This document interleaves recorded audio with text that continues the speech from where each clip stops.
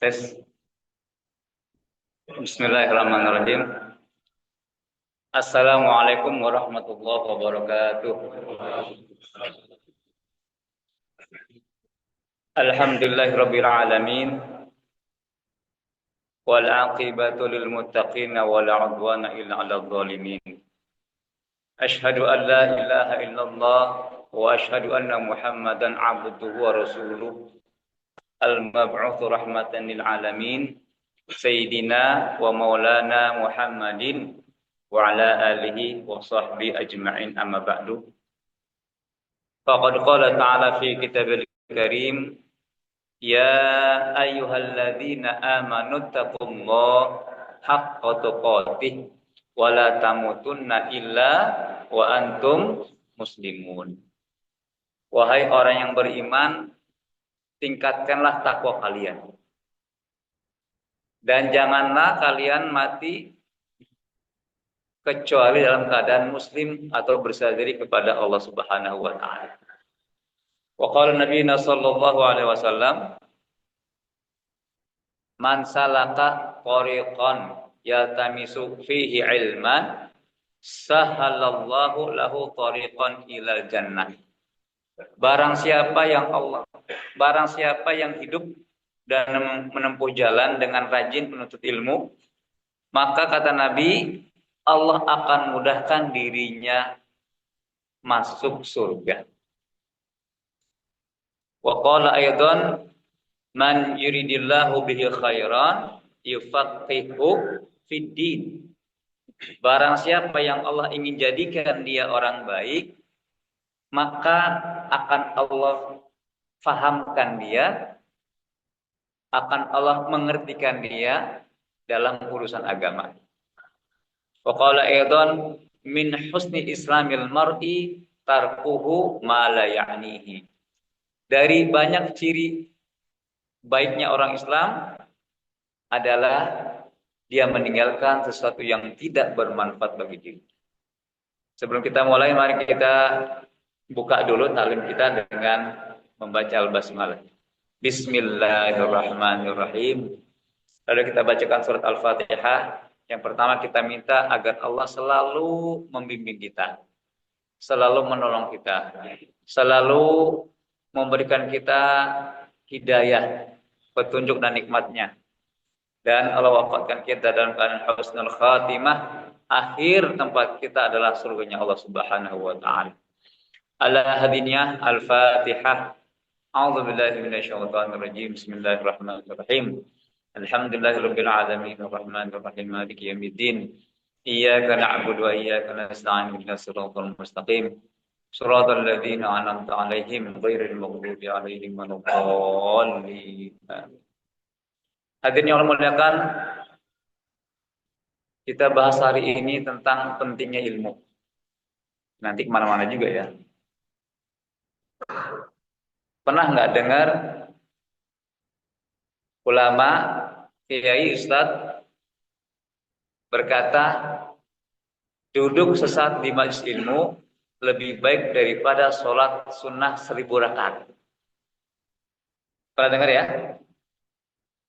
Duduk sesaat di majelis ilmu lebih mulia, lebih bagus, lebih afdal daripada sholat sunat 1000 rakaat.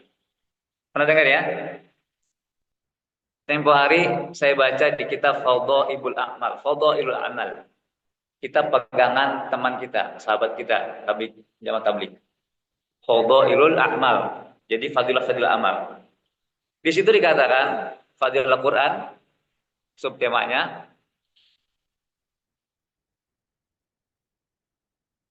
belajar nuntut ilmu sesaat lebih baik daripada sholat 100 rakaat.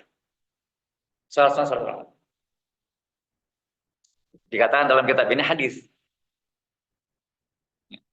Kitabnya Fadhailul A'mal, fadilah-fadilah amal. Loh, hadis luar biasa ya. Semalam ada nggak yang sholat saraweh 100 rakaat? Ada nggak Pak? Capek ya. Jangankan 100 Ustaz, 20 aja masih didiskon. Ada nggak? Di sini 23 ya, 20 ya, 3 witir. Ada nggak yang minta diskon 50%? 8 rakaat dia pulang. Ada nggak? Ada. Boleh nggak? Boleh. Minta diskon kok. Boleh. Tapi ada nggak yang minta diskon 100%? Artinya nggak sholat terawih? Hah? Ada juga yang nggak sholat. Apa hukumnya nih? Orang nggak sholat terawih hukumnya apa? Nggak apa-apa kan? Nggak ada hukumnya kan? Hukumnya dia nggak ada pahala gitu ya.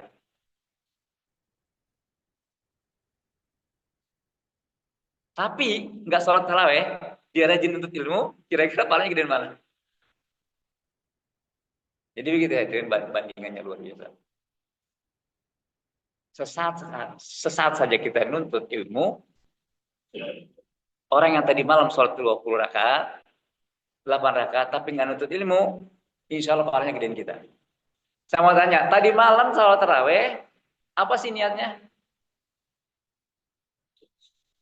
Bukan gitu, maksud saya niatnya ngapain secara umum. Nah, itu niat buat sholat. Niatnya biar dapat, nah pinter itu. Biar dapat pahala bekal negeri akhirat. Itu aja. Betul nggak? Lalu di sini duduk ngapain? Ngapain sekarang duduk di sini talim? Niatnya. Sama, ngumpulin bekal buat negeri akhirat. Sama.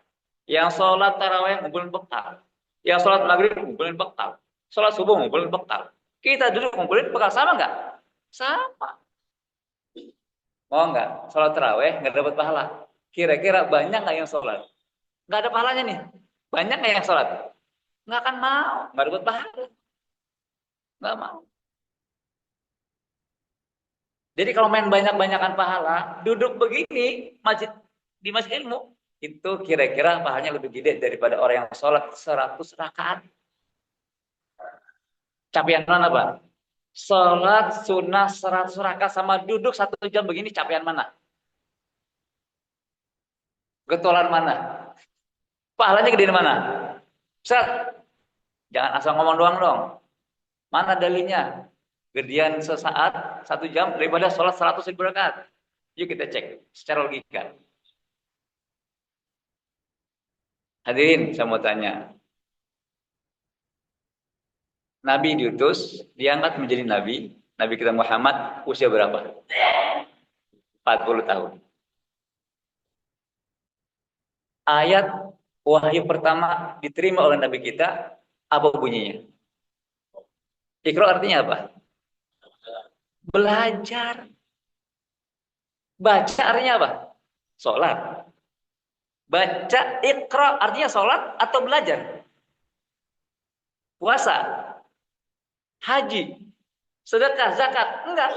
Bacalah, belajar. Nanti ngapain? Lagi sholat. Kok baca? Ya kan sholat sama aja baca. Nanti ngapain? Baca. Berarti lagi belajar. Karena minimal asupan ilmu itu ada 3. Yang pertama melihat. Melihat lagi ngapain sih? Lagi membaca kan?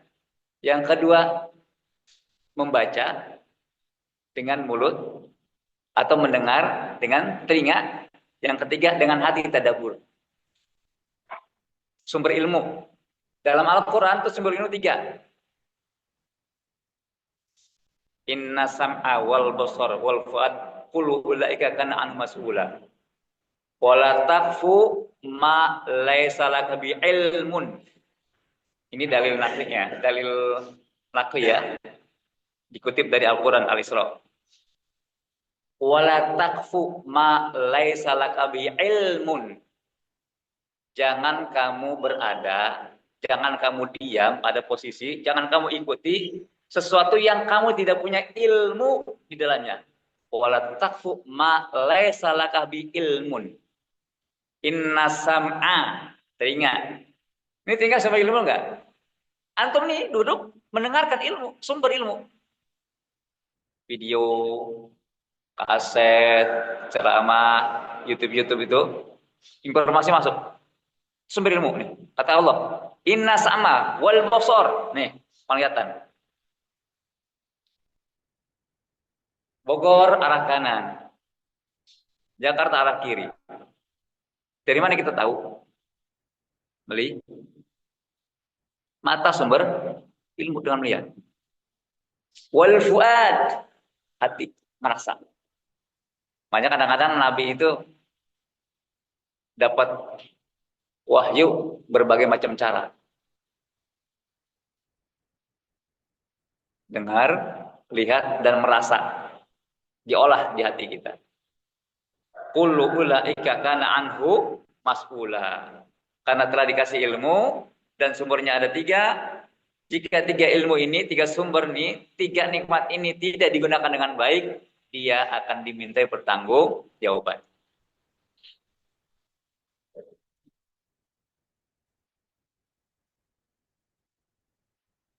Rukun Islam kita ada berapa? 5 ya. Jadi syahadaten, sholat, zakat, puasa, dan haji. Ini urutannya pas nih, jangan dirubah nih. Syahadaten, sholat, zakat atau puasa, karena ada zakat itu ada puasa dulu. Karena disama nih ntar. Terakhir, haji. Ini punya makna. Dan ada historinya. Pertama kali Nabi diangkat menjadi Rasul, kewajiban bagi kita, umatnya, yaitu iqra, belajar. Agar kenapa? Agar yang 4 ini akan menjadi baik dan sempurna nilainya. Setelah 5 kewajiban kita, bunyal Islamu ala khamsin, syahadatu alla ilaha illallah Muhammadur Rasulullah. Belajar terus, belajar sampai hati kita yakin akan kalimat la ilaha illallah Muhammadur Rasulullah. Kira-kira orang yang bersyahadat la ilaha illallah Muhammadur Rasulullah selesai enggak tanpa ada konsekuensinya sebagai orang muslim? Selesai enggak? Enggak selesai kan? Ada konsekuensinya. Ada yang harus dilakukan, ada yang harus ditinggalkan. Artinya perintah dan larangan. Betul? Berapa lama kewajiban belajar ini sampai turun rukun Islam yang kedua? Jadi rukun yang pertama apa tadi? Syahadaten. Pembelajar akidah memantapkan kita sebagai hamba Allah, memantapkan manusia bahwasanya hanya Allah Tuhannya dan punya konsekuensi, dilatih kekuatan mental para sahabat saat itu, termasuk kita harus belajar berapa lama? Sampai turun rukun Islam yang kedua. Apa rukun Islam yang kedua? Sholat. Jangan dirubah. Ustaz, haji dulu deh. Sholat belakang. Nggak boleh, jangan. Ini punya histori sejarah. Apa yang kedua? Pertanyaannya. Antara kewajiban pertama, wahyu yang pertama turun, iqra. Belajar, bacalah. Dengan rukun Islam yang kedua, sholat, jarak. Untuk menjadikan kita sebagai muslim yang kafah, sehingga sudah pasti, sudah mapan menerima perintah yang kedua itu sholat, berapa tahun? Baca sejarah enggak? Kadang-kadang itu, ilmu itu berkaitan dengan sejarah. Bahkan ada hukum juga berkaitan dengan asbabun nuzul. Terjadinya hukum ada sebagai asbabun nuzul. Sebab-sebab diturunkan ayat, ada sebab-sebabnya tuh. Sebab-sebab hukum, biasanya ada kejadian-kejadian yang membuat sampai sekarang kita hukum berlaku. Asbabul wurud, hadis, asbabun nuzul, Al-Quran. Berapa tahun? Pak dosen?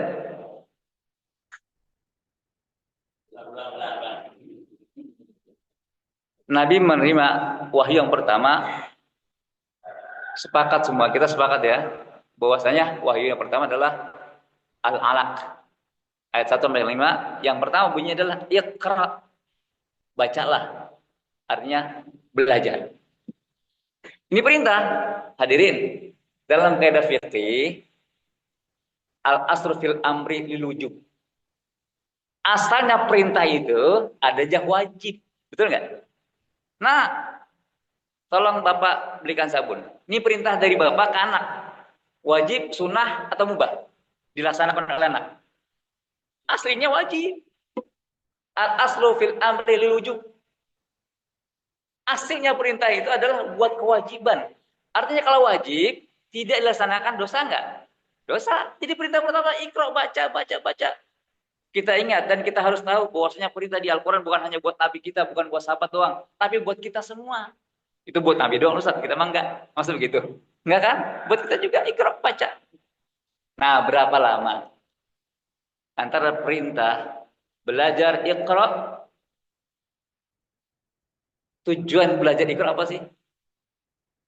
Agar paham, betul nggak? Agar ngerti.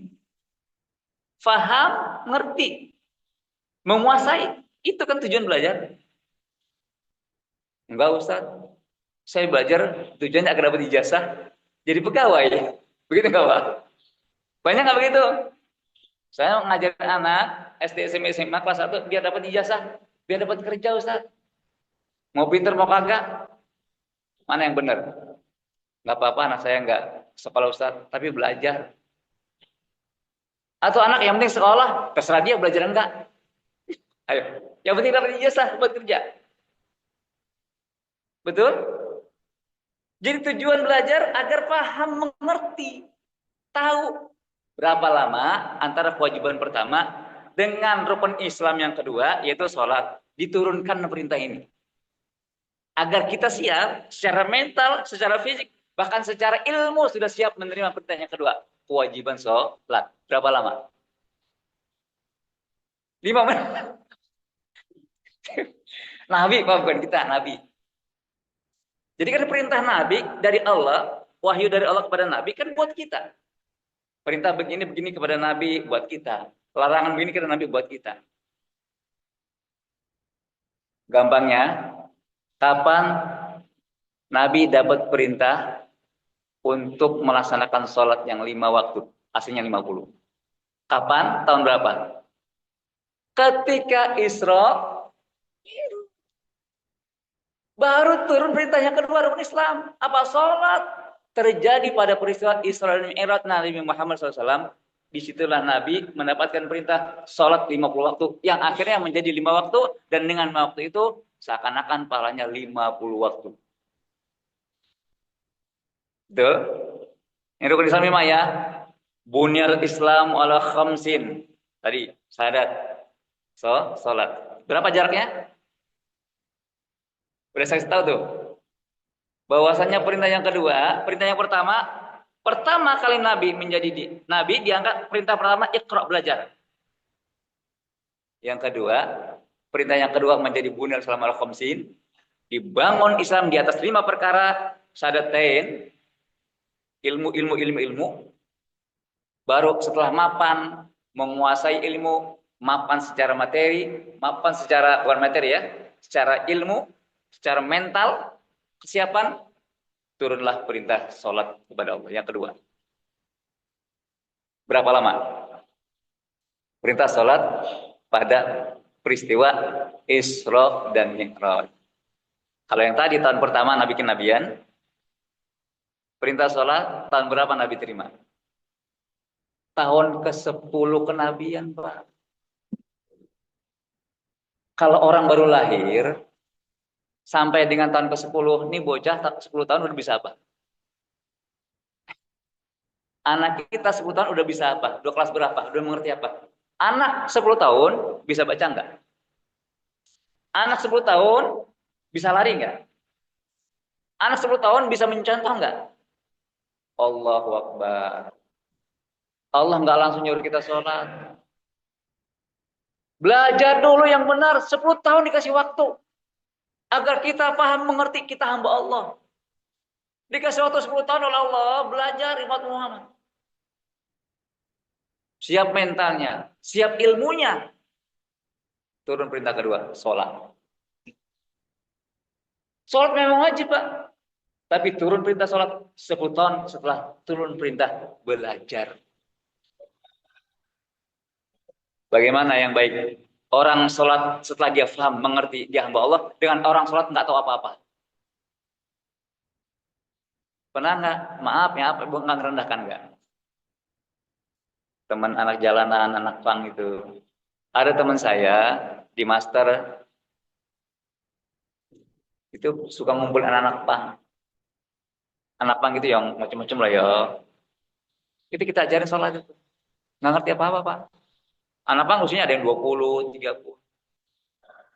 Yang penting sholat dulu dah. Nggak merenakan tidak. Mana yang lebih baik dia dengan santri yang keluar dari pesantren, tajudnya bagus, tasnya bagus, hafalannya banyak, hadisnya banyak, dia sholat dengan anak pang yang baru diajak sholat. Mana yang lebih bagus sholatnya? Pasti kita mengatakan, ya Ustadz, jelas anak santri lah. Walaupun usianya baru 25 tahun, keluar pesantren, hafal 20 juz. Mengerti hukumnya sholat, mengerti fardu, mengerti membatalkan sholat, mengerti hukum sholat, mengerti. Dengan maaf anak pang, tidak merendahkan tidak, tapi mana yang lebih bagus sholat mereka? Pasti kita katakan yang sholat dengan ilmu. Itulah kata Allah, 10 tahun dulu belajar, baru dikasih sholat. Wow, luar biasa.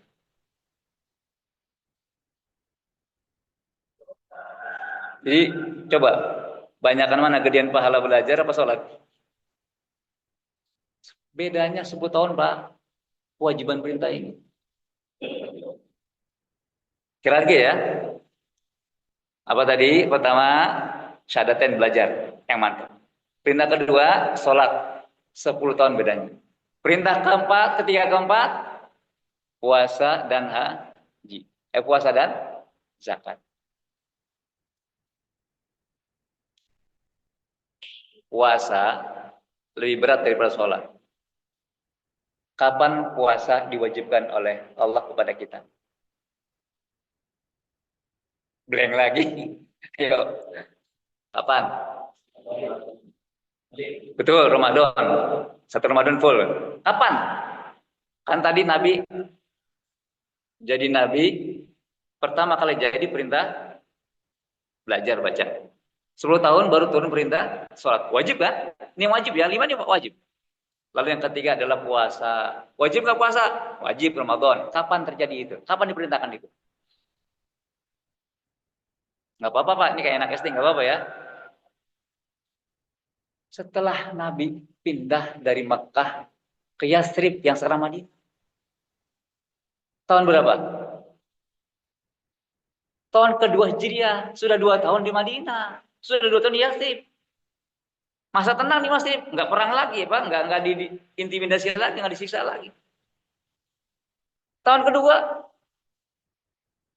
bedanya berapa tahun berarti? 5 tahun. Sebab Nabi di Makkah berdakwah 13 tahun. Turun tadi 10 tahun. Tahun ke-10, berarti masih ada 3 tahun lagi di Makkah. Pindah ke Madinah, tambah 2 tahun, berarti 5 tahun. Bedanya perintah sholat dengan perintah puasa 5 tahun. Udah sholat, udah sama Allah. Hei, buat ya, nggak makan sebulan. Tadi kan puasa cuma 1 hari. Puasa apa? 10 Muharram. Sebelum turun perintah Ramadan, Nabi dan para sahabatnya puasa pada tanggal 10 Muharram.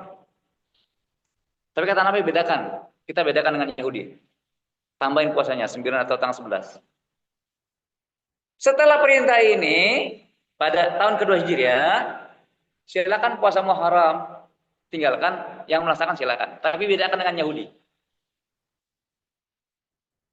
Dihapus puasa kewajiban, yang lain karena turun perintah puasa Ramadan.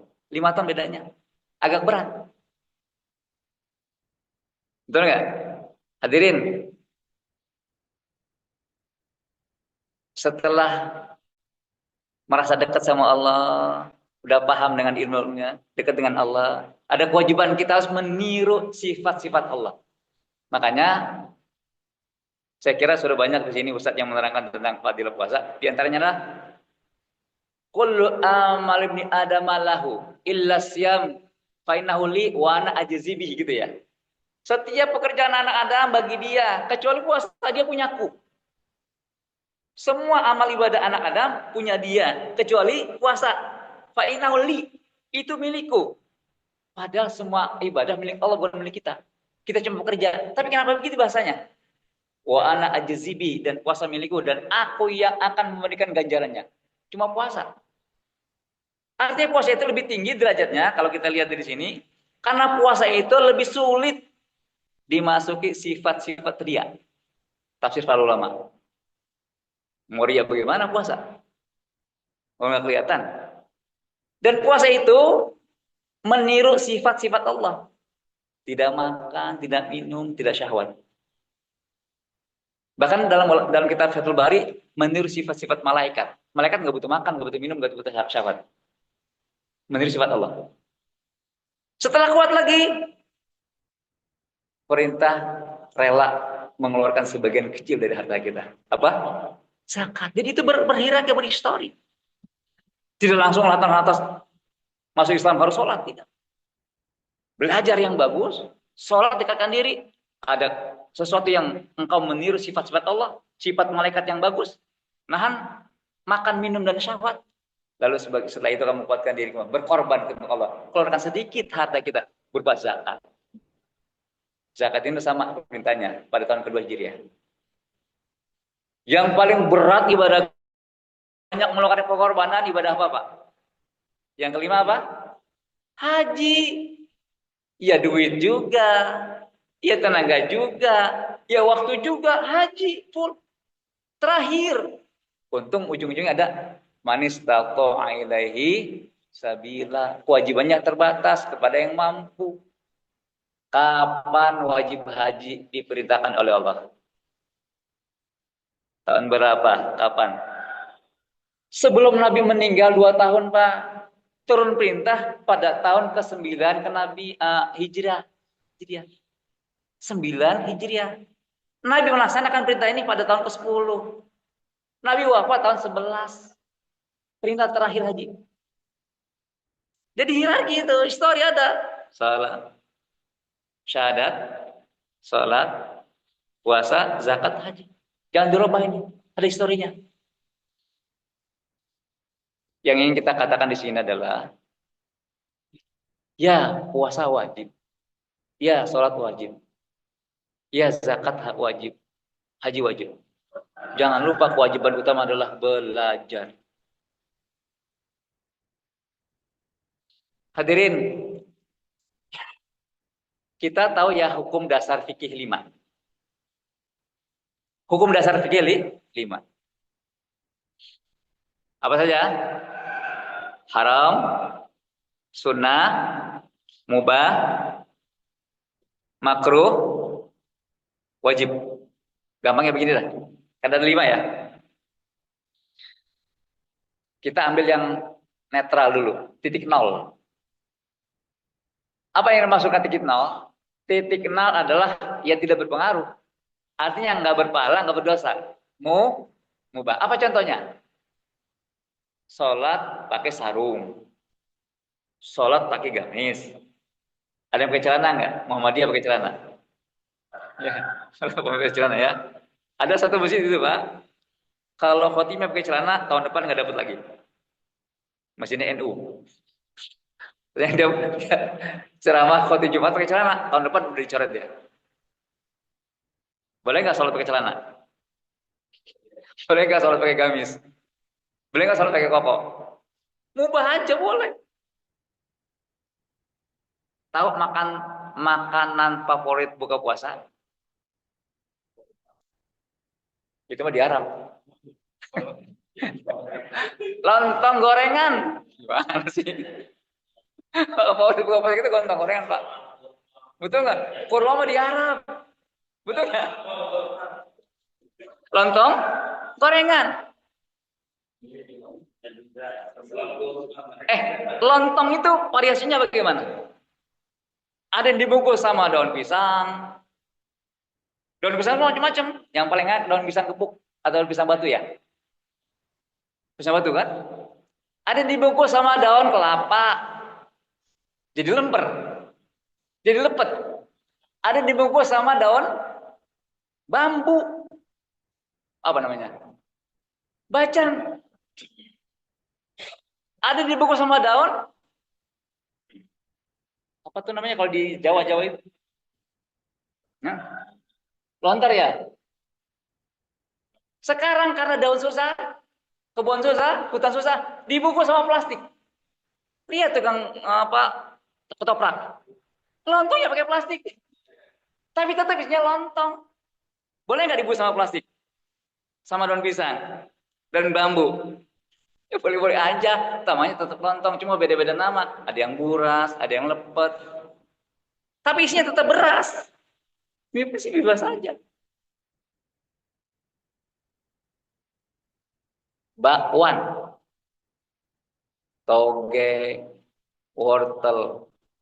Ada yang bawang tanpa toge, tanpa wortel. Ada bawang jagung. Tuh. Yang mana tetap namanya bakwan-bakwan juga. Jadi mau bawa aja nggak apa-apa. Bebas. Bawaannya apa? Toge, saya dong bawaannya. Ada udangnya. Oh keren. Bawaan udang. Enakan dikit. Harganya juga beda. Kita makan gorengan Pak, makan risol di Depok. Ya, dengan makan risol di KM 88 beda. Di KM 88 makan risolnya, satu risol 17.000. Isinya daging, sosis. Pantes di kita 2.000 isinya. Toge. Betul nggak? Jadi beda isi. Cuma boleh aja kan makan yang 2.000, 17.000. Mubah aja itu. Jadi titik nol kita mubah. Jadi bebas ya, itu bebas-bebas saja. Nah, hadirin, kalau lima tadi titik nolnya mubah, biasanya yang bagus-bagus itu ada di sebelah kanan. Biasanya yang bagus-bagus itu dilakukan dengan tangan kanan. Makan, minum tangan kanan. Di akhirat, orang masuk surga disebut ashabul yamin, kanan. Antum mau masuk surga lupa namanya. Jangan lupa misalkan antum ashabul yamin. Betul kan? Artinya orang sebelah kanan itu surga. Yang baik-baik dengan tangan kanan. Masuk masjid kaki. Yang buruk-buruk diwakili dengan kiri. Masuk WC kaki. Berarti kalau ada jamaah kita yang makan minumnya dengan tangan kiri, dia orang jelek. Orang walaupun orang kidal kalau makan wajib tangan kanan, tetap wajib. Kecuali dia menulis karena nggak bisa, atau main bulu tangkis, atau segala macam. Tapi makanan minum nggak boleh, tetap harus tangan kanan. Pernah tuh sahabat begitu. Kalau saya kidal, sengkleh tangannya tuh. Nggak bisa, kecuali ini ulama penafsiran ulama. Kecuali tangannya bisa makan kotor nih, mau minum, nggak apa-apa tangan kiri, tapi disepandu dengan tangan, tetap tangan kanan juga. Di akhirat, kelompok golongan jelek, ashabus, shimal, kiri itu neraka. Betul? Jadi yang di kiri-kiri itu yang belum buruk, jelek. Titik nolnya di tengah. Kanan baik, kiri buruk. Coba antum robah, silakan aja robah. Saya semua robah. Pokoknya saya kiri bagus apa? Makan dengan kiri, minum dengan kiri, masuk masjid kayak kiri. Menyalakan sunnah, nggak dapat pahala. Betul? Jangan nyalakan sunnah. Makanya dari titik nol mubah, tarik sedikit ke kanan. Sedikit aja. Artinya dia akan berpengaruh.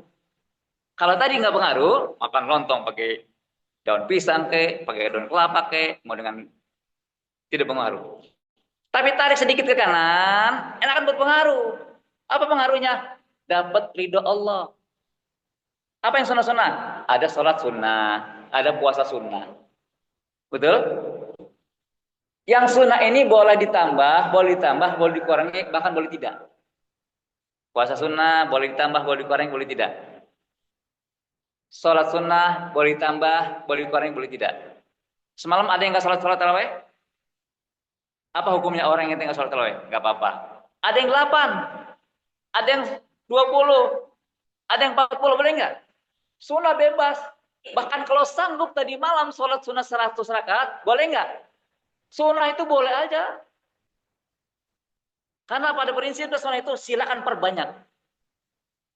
Betul? Puasa sunnah contohnya. Ada orang semua sanggup puasa sunnah 1 bulan, 3 hari. Ya udah 3 hari. Ayo melebit.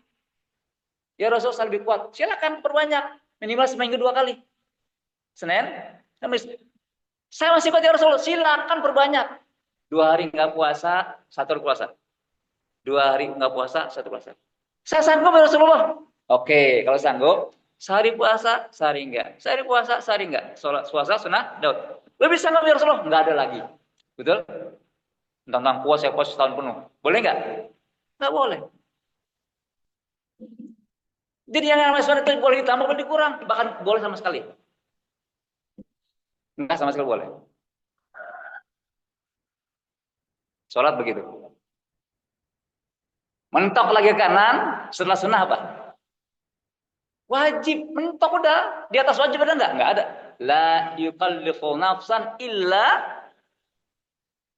mentok udah. Apa mentok ujungnya kita? Yang wajib-wajib. Sholat berapa?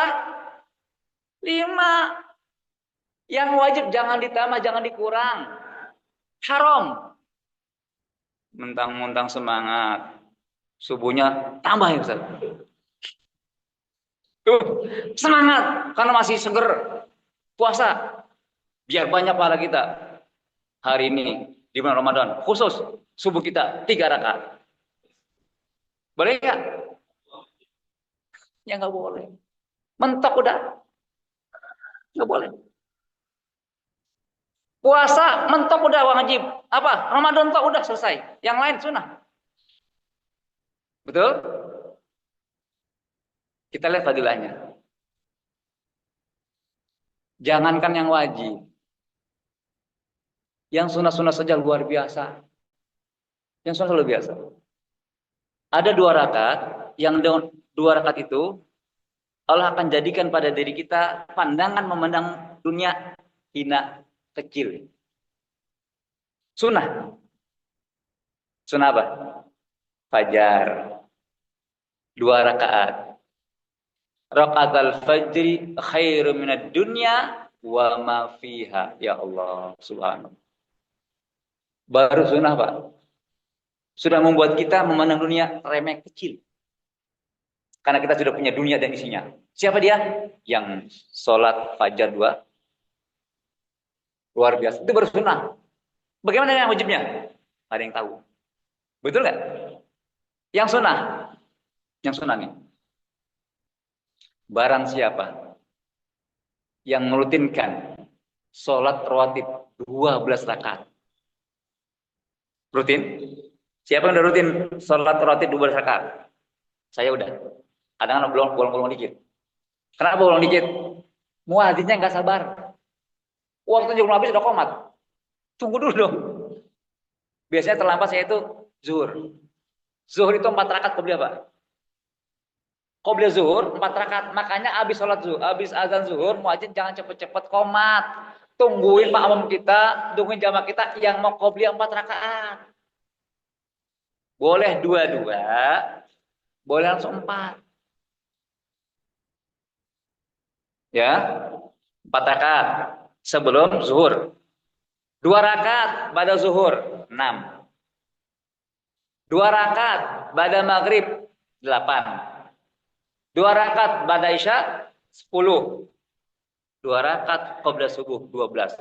Kata Nabi, barang siapa yang rutin melaksanakan rawatib 2 rakaat ini, Allah bangunkan istana di surga. Lagi-lagi, ini wajib apa sunnah? Sunnah rawatib ini. Tapi rawatib saja yang sunnah saja kalau kita rutinkan, istana di surga. Luar biasa. Bagaimana dengan wajib? Jangan ditanya. Betul? Mungkin nggak orang rajin rawatib tapi nggak melaksanakan wajib? Rawatib sering banget. Nggak melaksanakan wajib. Aneh kan? Aneh kan? Sama saja orang datang ke pabrik, ke bengkel, mau servis mobil. Mana mobilnya? Belum saya beli, Pak. Belum punya mobil. Punya mobil dulu baru servis. Ya kan? Ini sholat sunat rawatib rajin pisan. Wajibnya kagak. Terawih rajin pisan. Subuh kagak. Nih sama orang mau servis nggak punya mobil. Masih kredit. Ntar kreditnya. Ya ntar aja kalau datang kemari kalau bisa punya mobil baru diservis. Betul nggak? Ustaz, yang sunnah aja hebat kok. Makanya saya laksanakan sunnah-sunnah, yang wajib ntar aja. Salah persepsi. Karena yang sunnah, kalaupun tidak dikerjakan, nggak mengapa. Kalau yang wajib, definisinya dilakukan. Pasti berpahala, ditinggalkan pasti berdosa. Lagi-lagi yang sunnah saja luar biasa. Bagaimana dengan yang wajib? Jangan ditanya. Nggak ada yang bisa menakar. Kunci surga diwajib. Derajat surga di sunnah. Kunci surga diwajib. Orang cuma sholat 5 waktu saja yang wajib. Cuma puasa 5 waktu, cuma puasa saja yang wajib. Zakat yang wajib, haji yang wajib. Cuma itu tanpa yang sunnah cukup menjadikan dia masuk surga. Tapi tingkatnya yang paling bawah. Mau tingkatnya atas, banyakin sunnah, sunnah, sunnah, sunnah, sunnah, sunnah. Orang banyak sunnahnya, Pak. Yang wajibnya lalai. Masuk surga. Ya nggak masuk lah. Dia nggak punya kunci. Kuncinya wajib dulu. Kasih tahu sama orang yang sekarang pasti ngopi. Pagi-pagi maksudnya. Antum pernah lihat nggak orang yang di Ramadan ini masih ngopi-ngopi pagi-pagi? Saya emang lihat dengan mata kepala sendiri, Pak. Di GDC. Samping kantor damkar. Itu ada warung kecil-kecil tuh. Saya habis nganter anak kan di Cibinong. Taruh motor. Dari kebiasaan saya selalu ziarah. Itu ada makam. Saya doakan agar kuburnya menjadi taman surga, doakan. Setiap hari habis pulang dari ngantar anak. Jalan kaki dulu setengah jam biar sehat. Tumben-tumbenan saya. Tumben tau ya tumben ya. Jauhan sedikit aja jalannya. Ke dekat kantor damkar. Deh, ada yang asap ngebel-ngebel saya lihat. Saya pelan-pelan aja. Bu ya, lagi pada ngopi ngerokok. Astagfirullahaladzim. Sami kantor damkar. Tahu kan ya? La haula wala quwata illa billah. Bukannya bocah apa bukan, Pak? Pikir, astagfirullah. Iman saya lemah. Enggak berani yang gerebek dia, enggak berani saya. Banyakan dia daripada saya. Yang berani di sini nih. Katakan kepada mereka. Barang siapa yang meninggalkan puasa 1 hari saja di bulan Ramadan, tidak akan terbayar walaupun dia sanggup bayar selama 1 tahun penuh. Dia sanggup nih membayar 1 tahun penuh, tidak akan terbayar. 1 hari tidak berpuasa di bulan Ramadan tanpa uzur, tidak akan mampu dibayar walaupun dia mampu berpuasa selama 1 tahun penuh. 1 tahun kita ini, 1 hari kita harganya seperti 1 tahun, lebih baik bahkan. Nggak mampu dibayar tuh 1 tahun tuh. Orang yang nggak berpuasa 1 hari Ramadan tanpa uzur. Berat nggak orang kayak gini masuk surga, Pak? Ya berat lah, kan mentok tadi. Dia ngurang-ngurangin dia. Ustaz, sehari aja deh nggak puasa kan gitu. Bocah sih nggak apa-apa anak saya gitu ya. Aus di sehari aja deh nggak puasa. Jangan nak, kamu masih kuat kan? Luar biasa. Betul nggak? Nah, jangan sampai persepsi umat Islam ini selalu salah. Yang sunnah itu hanya menambal yang wajib.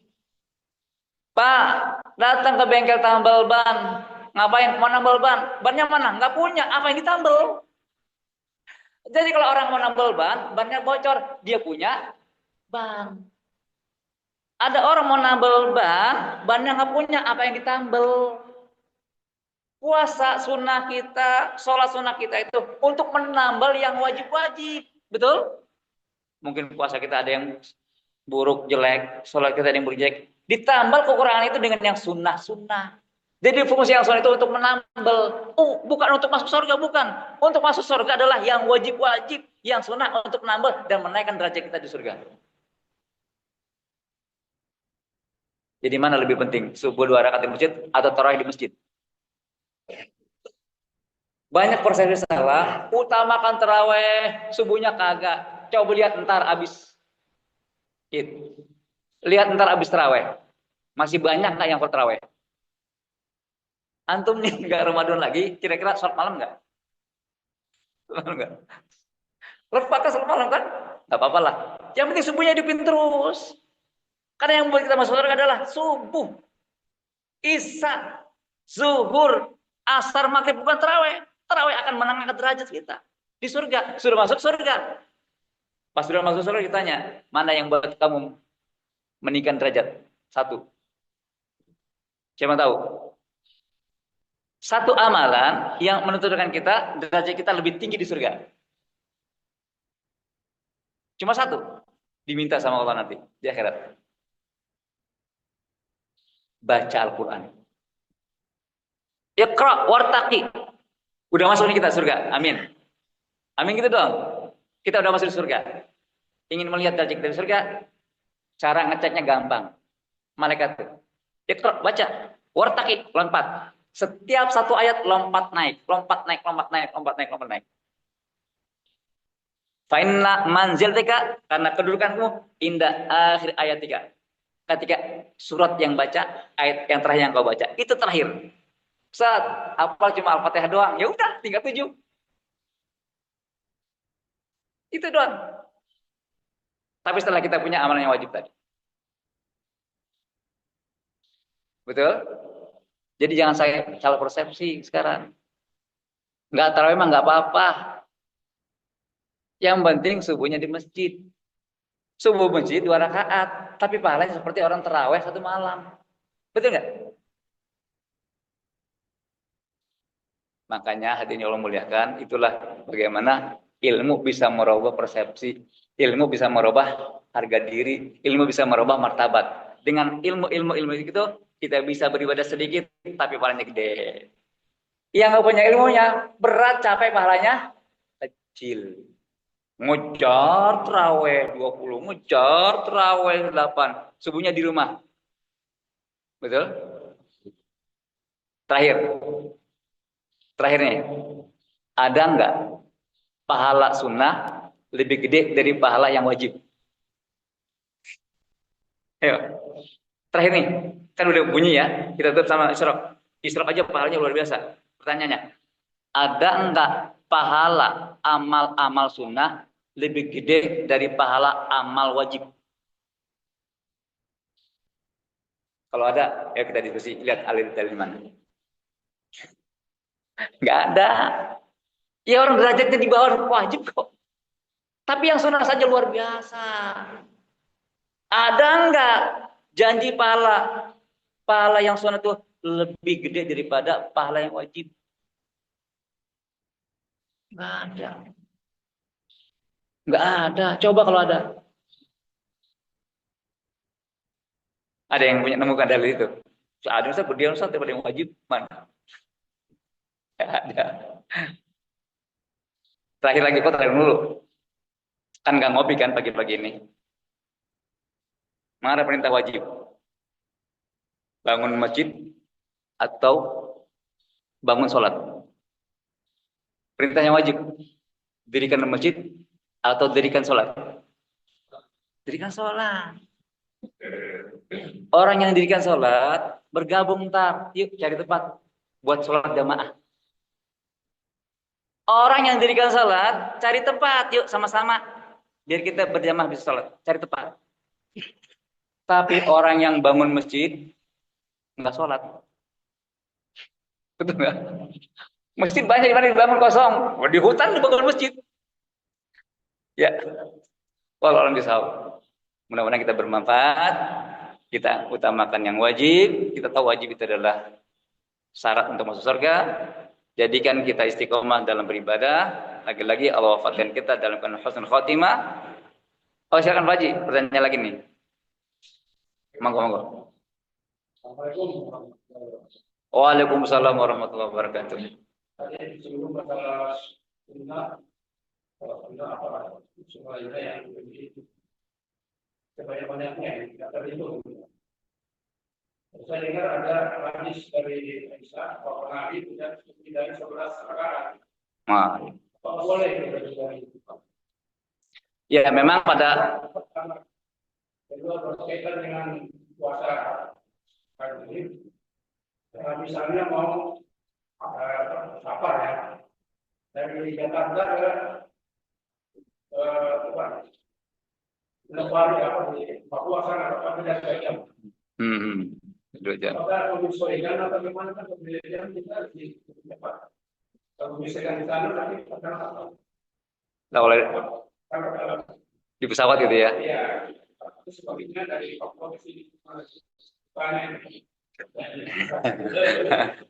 Yang pertama, yang kedua gampang lah. Yang kedua sesuaikan tempat.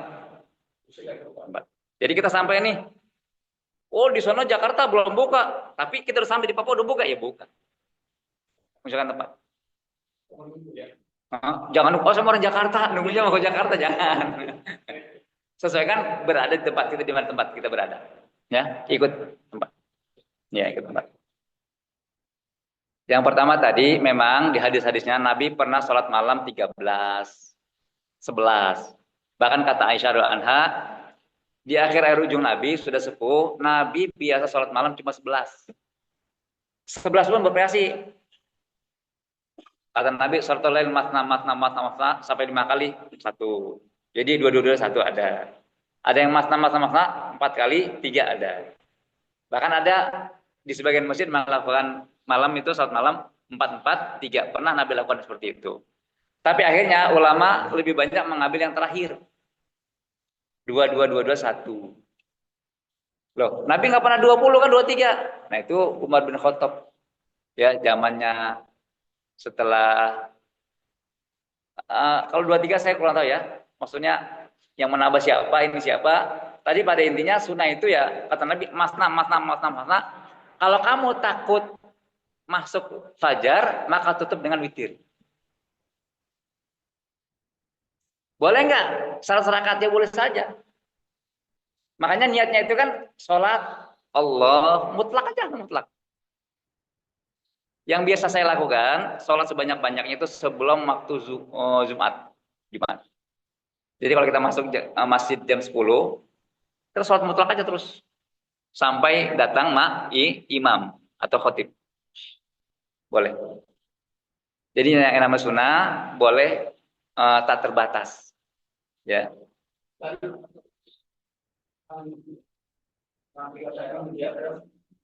Solo sholat.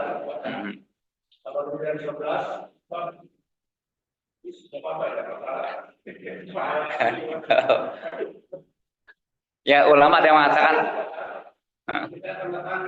kok bisa lebih banyak begitu gitu ya. Ya tadi apa ya, kalau yang sunnah emang ada disebut nama sholat mutlak. Mutlak ya sudah 2 rakaat saja. Nah sholat mutlak di 2 rakaat itu tanpa dibilangan. Boleh. Nah, kan sholat di zaman Nabi nggak ada namanya sholat tarawih, nggak ada. Penamaan itu kan setelah Nabi. Penamaan sholat sunat tarawih, sholat sunat tahiyatul masjid, sholat wudu, sholat apa itu setelah Nabi.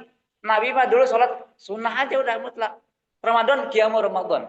Man qoma Ramadana. Sholatul lail, masna. Jadi Nabi nggak pernah mengatakan sholat apa, ya, umum aja udah. Sholatul lail, sholat malam, qiyamu Ramadan. Masuk ke masjid, jangan duduk sebelum 2 rakaat. Maka disebut sholat tahiyat masjid. Habis wudu, kata Bilal ditanya sama Nabi, Bilal, apa yang menjadi kunci engkau menjadi masuk surga? Kamu masih di dunia, terompahmu sudah terdengar di surga. Amal apa yang membuat kamu seperti ini? Enggak ada ya Rasulullah, kecuali 2. Apa? Aku habis wudu langsung sholat. Maka disebut sholat sunat wudu. Bilal mah enggak, Bilal cuma wudu, sholat sunat. Malam wudu, sholat sunat itu doang. Penamaan itu ulama yang menamakan. Ya. Jadi kalau kita melakukan sholat mutlak, ya sholat mutlak Allahu Akbar itu tanpa batas. Ya. Sama juga seperti tasbih, zikir. Zikir boleh enggak? Tasbih 10-10 habis sholat. Subhanallah 10 kali. Tasbih, zikir, takbir 25 3 boleh. Bahkan ada dalil zikir itu kalimat la ilaha illallah wahdahu la syarikalah sampai la ilaha illallah wahdahu la syarikalah lahul mulku wal hamdu wa huwa kulli syai'in qadir 100 kali. Pahalanya begini. Enggak ada yang lebih baik orang itu kecuali ada orang zikirnya lebih banyak dari dia. Artinya setelah dibataskan 100 bilangan, ternyata ada orang lebih baik kalau zikirnya di atas 100. Pernah nggak ada kalimat perbanyaklah zikir? Bahkan Nabi Allah itu, ya ayyuhalladzina amanu dzkurullaha dzikran katsira, ini berapa jumlahnya? Nggak terbatas. Dan kita tahu zikir paling utama adalah sholat. Betul nggak? Ya ayyuhalladzina amanu dzkurullaha dzikran katsira. Katsira nggak terbatas. Dan banyak dari 5 kata-kata itu. Nggak terbatas, dia harus sebanyak-banyaknya. Dan zikir paling utama adalah sholat. Makanya sholat mutlak terus kuat sampai 100 rakaat kalau kuat. Lagi-lagi yang sun, kalau wajib. Jadi kalau sunat itu boleh aja. Zikir bebas, sholat bebas, puasa bebas. Tapi puasa ada paling banyak tadi, puasa enggak, puasa enggak. Ada larangan berpuasa. Id, tasyrik, di awal Jumat. Mengkhususkan puasa pada hari Sabtu. Itu yang boleh, yang ada larangan boleh, jangan. Enggak boleh itu. Ya, jadi kalau saya sholat beberapa kali banyaknya, enggak apa-apa. Sholat mutlak. Wallahu alam bisawab. Ya, kita tutup dengan doa. Satu birin di dalam berdoa. Ada. Ya Allah. Sallallahu ala